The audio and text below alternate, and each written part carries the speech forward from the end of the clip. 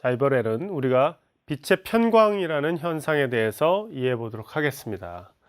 자, 빛은 대표적인 횡파입니다. 그래서 진행 방향은 이쪽이라고 하더라도 전기장 자체의 진동은 이 방향으로 지금 이렇게 흔들리면서 앞으로 진행해 나아가고 있는 거예요. 아시겠죠?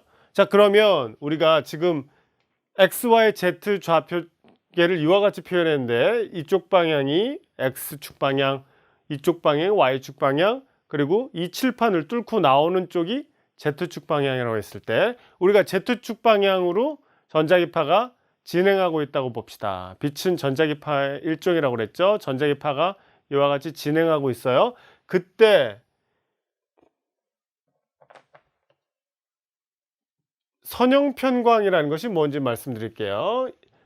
전기장이 이와 같이 흔들리고 있다고 보세요. 이와 같이 계속 진동하고 있어요. 이렇게 진동하면서 Z축 방향으로 이와 같이 나오고 있는 거예요. 앞으로 이렇게 나오면서 계속 진동하면서 나오고 있어요.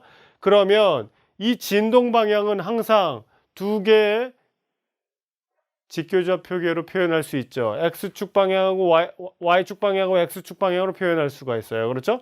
그래서 이 진동은 요만큼 성분하고 요만큼 성분으로 나눠서 그렇죠? 표현을 할 수가 있겠죠. 그렇죠? 그래서 이와 같이 진동하면서 진행해 나오기 때문에 우리가 선형편광이라고 봅니다. 그러니까 이 XY 평면상에서 보면은 그냥 직선상에서 왔다 갔다 이렇게 진동하고 있잖아요. 그래서 이것을 선형편광이라고 불러요. 그래서 지금 이와 같이 그린 것을 지금 여기 뚫고 나오는 방향을 Z축이라고 했을 때 Z축으로 빛이 진행한다고 했을 때 전자기파의 전기장이 진동하는 것에 대해서 말씀을 드렸어요. 그러면 이제 어떤 거를 생각해 볼 수 있냐면 편광이 되지 않은 빛에 대해서 생각해 봅시다. 그러니까 여러 종류의 빛이 섞여 있는데 어떤 빛은 이쪽 방향으로 진동하고 있고 어느 빛은 또 이쪽 방향으로 진동하고 있고 어느 빛은 또 이쪽 방향으로 또 어느 빛은 이렇게 가로 방향으로 진동하고 있는 여러 가지 빛이 한꺼번에 진행해서 날아오고 있다고 생각합시다. 그 대표적인 예가 자연광이죠. 자연광이 뭘 의미하는 겁니까?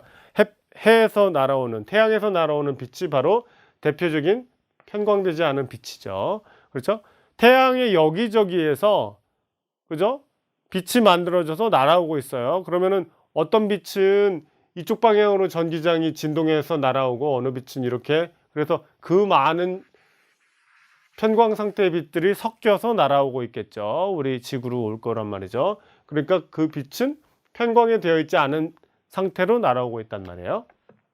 그런데 사람들이 연구를 하다 보니까 매우 흥미롭게도 폴라로이드라는 녀석이 특정 방향의 편광 상태를 갖는 빛만 남기고 나머지 빛들은 모두 흡수할 수 있다는 것을 발견하게 되었습니다. 그래서 지금 이와 같이 원에다가 선을 그은 게 뭐냐면 이쪽 방향의 편광 상태를 갖는 빛만 지나갈 수 있고 그 외 방향으로 편광되어 있는 것들은 모두 흡수한다는 것을 의미하는 그런 상징 기호예요. 심볼이라고 할 수 있겠어요. 그러면 편광되지 않은 빛을 보면 여러 방향으로 지금 선형 편광되어 있죠. 그런 것들이 다 모여 있는 거예요. 그래서 편광되지 않은 빛이 바로 자연광이 그런 예라고 했는데 지금 이와 같이 Y축 방향으로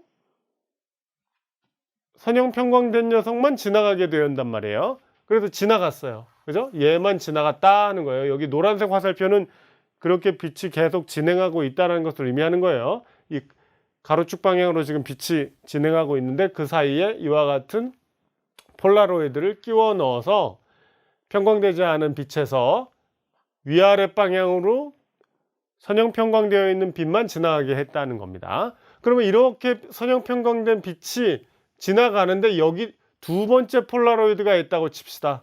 폴라로이드가 있는데 두 번째 폴라로이드가 또 있는 거예요.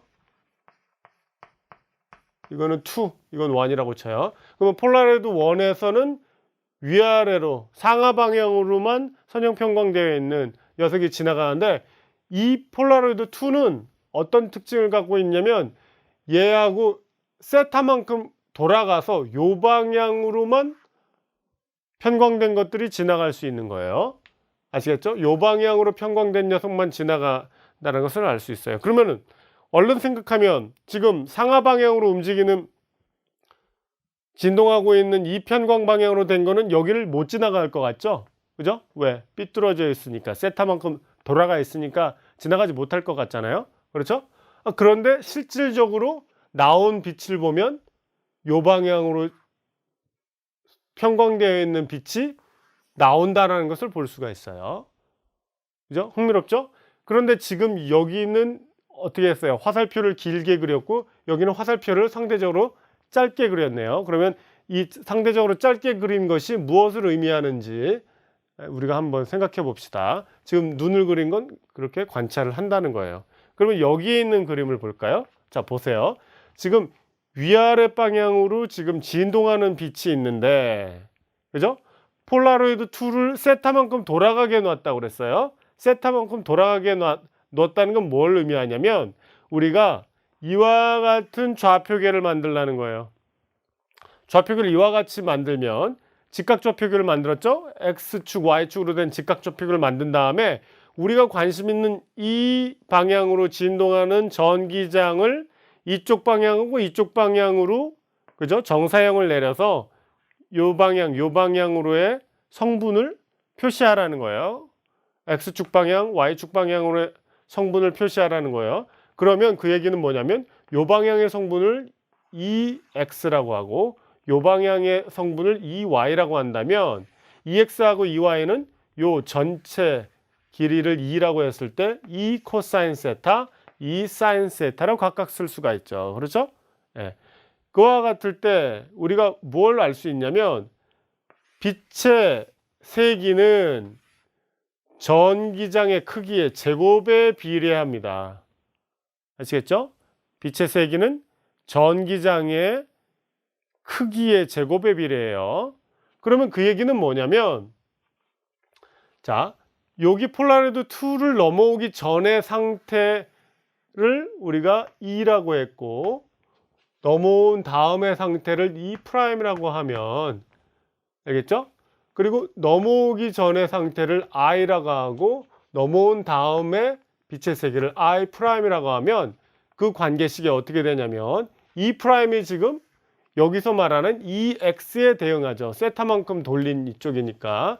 그러니까 E'은 결국은 뭐예요? EX예요. 근데 EX가 뭐라고 그랬어요? 예, E의 코사인 세타만큼을 곱한 성분이라고 얘기를 했습니다. 그렇죠? 그러면 이것은 무엇을 의미하느냐? I'이 뭐란 얘기예요? 예, E'의 절대값 제곱이라는 얘기예요. 그렇죠? 그러면 그 얘기는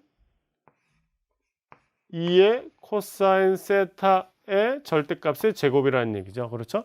원래는 이제 이건 벡터이기 때문에 절대값을 한 건데 지금은 그냥 실수이기 때문에 뭐 큰 의미는 없지만 이 값이 음수일 수도 있으니까 그냥 절대값을 취하겠습니다. 이와 같이 된다는 얘기예요. 그러면 그 얘기는 뭐예요?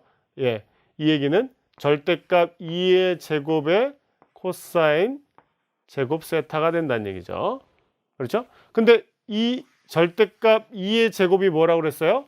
이쪽에서의 i에 비례한단 말이에요. 그래서 우리가 결국은 이와 같은 관계식을 볼 수가 있겠죠. 아시겠죠? 그러면 거꾸로 이와 같이 쓴다면 만약에 말리스의 법칙이라는 게 뭐가 있냐면 이게 뭐냐면 이쪽에서의 값을 기준으로 했을 때 넘어오기 전에 인텐시티를 맥시멈으로 보고 이쪽으로 넘어왔을 때 관계가 어떻게 되겠냐 하는 거예요. 그 얘기는 좀 전에 제가 했었던 거를 기준으로 하면 이쪽을 I'이라고 하고 이쪽을 I라고 했을 때 요 관계식을 그냥 쓴 것과 동일해요. 이름만 거창하게 Imax 뭐 이런 걸 썼지만 그 얘기는 뭐냐면 폴라로이드 2를 넘어오기 전에 그때 전기장과 그때 빛의 세기를 각각 E하고 I라고 표현하고 넘어오고 나서의 전기장의 크기를 E' 그리고 빛의 세기를 I'이라고 하면 I'은 I 곱하기 코사인 제곱 세타에 대응한다 하는 거예요. 왜 그러느냐? 아까 말씀드린 것 같이 전기장의 성분이 요 방향과 요 방향이 모두 있을 때 여기로 정사형 내림만큼의 요 성분이 넘어올 수 있다는 것을 의미합니다. 흥미롭죠? 그래서 얼른 생각하면 요 방향으로 진동하는 전기장은 요 방향으로만 진동하는 전기장만 지나갈 수 있게 만들어진 폴라로이드에서 넘어갈 수 없을 거라고 착각할 수 있지만 그렇지 않고 요 방향의 성분의 이쪽 방향으로의 정사형만큼이 지나갈 수 있다는 것을 여러분들이 반드시 잊지 않고 기억해 두기 바랍니다. 그래서 그 관계식이 전기장의 관점에서 따지면 이 x가 원래 전체 길이의 코사인 세타만큼의 성분이다. 그 다음에 요 방향은 EY가 E의 사인 세타만큼의 성분이다 하는 것을 잊지 마시고 그 다음에 인텐시티는 여기 사실은 이제 비례한다고 했지만 사실은 이퀄 관계나 마찬가지예요. 그래서 좀 전에 쓴 것 같이 이와 같이 썼었는데요.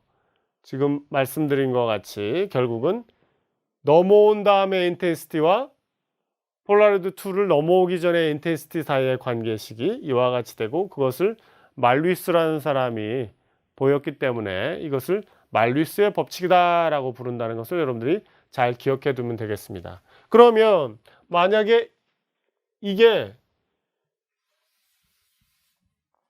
이렇게 되면 어떻게 되는 거예요?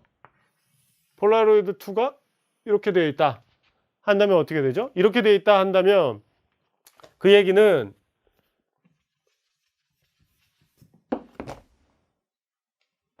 지금 이 방향으로 진동하는 것만 지나간 거죠. 폴라로이드 1을 지나간 게 이 방향으로만 지나가는 건데 지금 이렇게 되어 있다는 거예요. 그렇죠?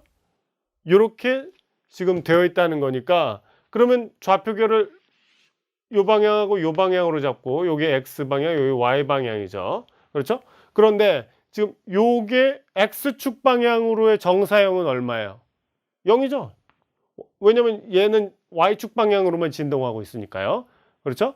그래서 Y축 방향으로 지나가는 폴라로이드를 폴라로이드 2도 폴라로이드 1하고 같은 방향으로 되게 만들었으면 100% 다 지나가는데 그 직각 방향으로 놨을 때에는 그죠? 코사인 세타가 얼마예요? 90도니까 90도일 때는 0이죠. 코사인 세타가 90도면 세타가 90도일 때 코사인 90도는 0이기 때문에 EX 성분이 아무것도 없단 말이죠. 그래서 이것과 직각 방향으로 놨을 때에는 정사형이 절대로 존재할 수 없기 때문에 그때에는 하나도 지나가지 못하죠.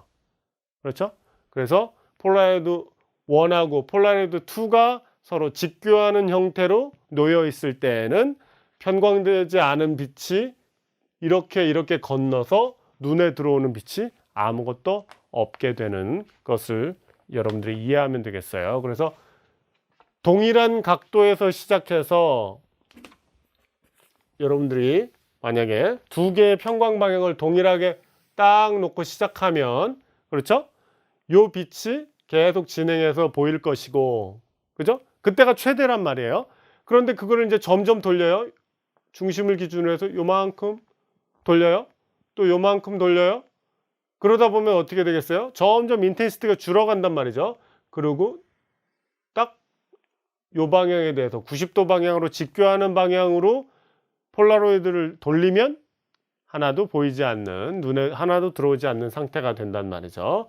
그래서 여기서 말하는 것 같이 Imax라는 것은 폴라로이드 1하고 폴라로이드 2를 평행하게 놨을 때 눈에 들어오는 빛의 세기를 최대라고 봤을 때 그것에 대해서 각도를 바꾸면 각도에 대해서 코사인 제곱 세타만큼을 곱한 정도의 세기가 계속 눈에 들어온다 하는 것이고요. 90도가 되면 하나도 들어오지 않는다 하는 것이고요. 다시 조금씩 이제 틀어서 이렇게 돌아가면 계속 들어오겠죠. 그렇죠? 그러다가 다시 평행한 상태가 됐을 때 빛의 세기가 다시 최대가 되는 상태가 된다는 것을 알 수가 있겠습니다. 그래서 빛의 편광이 굉장히 중요한 개념이니까 여러분들 잘 이해해 두시고요. 사실 해변가나 이런 데 가면은 여러분들이 안경에 그 선글라스 같은 걸 꼈을 때 편광을 이용해 가지고 여기 있는 폴라로이드 같은 거를 여기 안경에다가 살짝 입히면 그걸 이용해서 빛의 양을 조절할 수가 있어요. 이렇게 많은 빛이 있었는데 특정 방향으로만 되어 있는 폴라로이드를 안경에 입히면 이렇게 많은 전자기파 중에서 빛 중에서 특정 방향으로 되어 있는 빛만 지나가게 만들 수 있겠죠. 그렇죠? 예. 그런 방식으로도 우리가 선글라스를 만들 수 있다 하는 것을 여러분들한테 마지막으로 말씀드리겠습니다. 아시겠죠? 그래서 오늘은 빛의 기본 특성, 반사, 굴절, 그 다음에 색의 분산, 그 다음에 내부 전반사, 그리고 마지막으로 빛의 편광까지 함께 공부해 보았습니다.